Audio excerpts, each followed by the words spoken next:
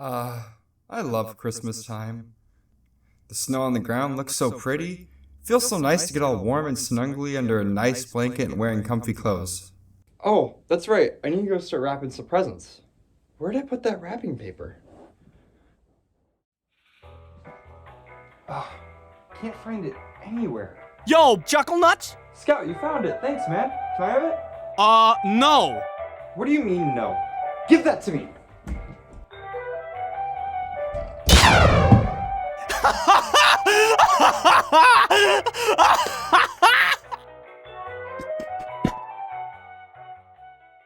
Although I'm still recovering from that skull fracture the scout just gave me, the Rap Assassin is still one of my favorite weapons in this whole game and what I believe to be the scout's best melee weapon. I mean, besides being one of the 2 weapons on my channel icon, which is conveniently located next to that giant subscribe button, you know what to do. This weapon really does help the scout in securing kills that he might have just been short of getting. But before we talk about that though, let's go over the design of this weapon. The Rap Assassin is actually 2 weapons wrapped up in one.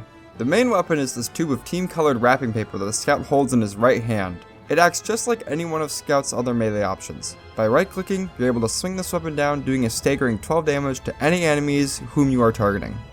Scout's melee is already a weapon you should typically not be using in battle unless you are literally out of every other option, so this weapon only doing barely any damage means you really should not be using it. Even if you're out of options, just don't use this weapon for a melee, even though I'm doing it in this clip here. The main draw of this weapon is the, Scout, what was the other thing that this woman could do?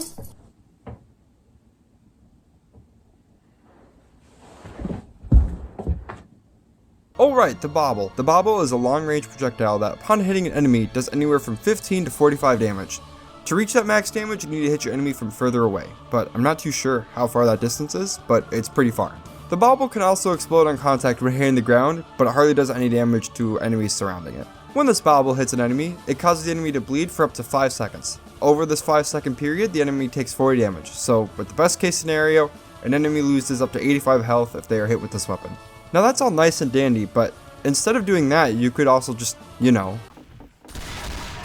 So if there's a better alternative to do damage, why do I choose to use this weapon?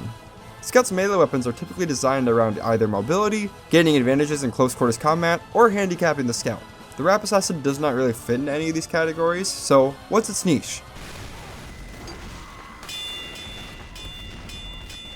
That's right, it's here to annoy people. Good night, ladies and gentlemen. On a serious note though, launching the bobble into an enemy before engaging in combat can really help turn the tide of a 1v1. Let's think of this like an RPG battle, but that's boring, so let's make it a Pokemon battle instead.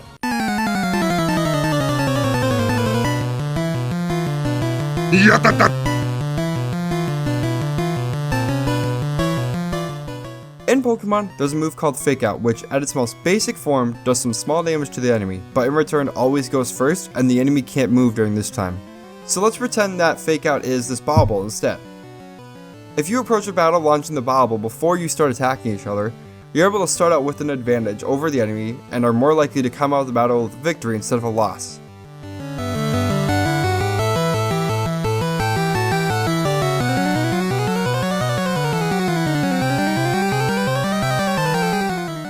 But what happens if you end up missing the bobble?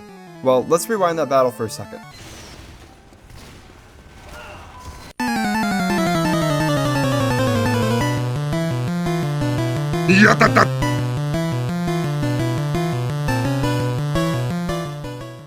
You may miss your bobble, but as the scout you are the fastest class in the game and are able to duck and dodge your way out of situations. If you decide that you don't think you can win this matchup anymore, you can just run away from the battle, wait for your bobble to recharge, and then try it again. But what if instead of using the bobble as a way to start the battle, you want to use it as a way to end the battle? Well, it's a good thing you can do that too. If your opponent decides to up and dip from a battle, just launch that sucker at them and show them that even at long range, you can still wipe the floor with them. That begs the questions. Which primary should you use in conjunction with this weapon? Well, let me rephrase that. Which primary does this weapon best support? Because your primary is, well, your primary source of damage, you want to make sure your melee weapon is able to work in conjunction with your primary and not actively against it. Let's take a look at these weapons. The stock scattergun works surprisingly well with the Rap Assassin. By launching the bobble before running into battle, and then making quick work of them is a great way to use these 2 weapons together. Also, if the enemy is retreating, you can catch them off guard by gifting them with shards of glass headed straight towards their face. Now, what if instead of the enemy retreating, you force them to retreat? Well, the Rap Assassin can help with that too. The Force of Nature is a weapon that trades clip size for firing speed and the ability to launch enemies as well. One thing that I love to do is launch an enemy with the Force of Nature into the air, and while they're stunned, launch the bobble at them for quick and reliable damage to finish them off. Trust me, if you run it like this, then there'll be no one who can stop you. Now, if you've been in the community for a while, you've probably heard of the speed and bleed weapon combination. Essentially, you equip the Babyface's blaster and the Rap Assassin, launch the bobble into the enemies, and gain speed due to you gaining speed whenever you do damage with the Babyface's blaster or any other of his weapons. While I personally don't play like this, I can see why it attracts users, and I recommend that you at least give it a try because honestly, it's pretty fun to use. I don't have much to say on the Soda Popper or the Backscatter though. I really don't use them, but in theory, the Rap Assassin kind of ruins the element of surprise you try and get with the Backscatter, and I don't know much about the Soda Popper, so unfortunately, can't really comment on it. Now, I'll keep this brief since I'm saving my full review for this weapon for once I hit 10,000 subscribers, but the short stop when used in conjunction with the Rap Assassin is my favorite way to run this. The medium range you want to have to be at with the short stop works so well with the Rap Assassin that it's like a match made in heaven. Well, there's also one other weapon that's missing from this equation, but we'll talk about that another day. Basically, this is my personal ranking for which primary weapons work best to use if you want to use the Rap Assassin. Now, we'll keep this section brief, but these weapons work well with the Rap Assassin, and these ones don't. It boils down to these 4 weapons can work well in conjunction with it. If you still need that little extra chip damage, you have the pistols that can reliably kill, or the flying guillotine can act like you have a second bobble already to use, and then by the time you throw your guillotine, your bobble is already fully charged, so you can use it again. The 3 weapons that don't work would be utilized better if they were used with your primary first, like you would not want to milk a group of enemies, then use projectile to get some small healing damage, when you could just use your primary instead to heal a lot more. I spent so much time in this video praising the Rap Assassin, but there are definitely some flaws that come with this weapon. First is that this weapon does a terrible job of cleaning up melee fights. Realistically, you'll never be winning a melee fight with this weapon. It's just not happening. Might as well run away or just die in your enemy's arms.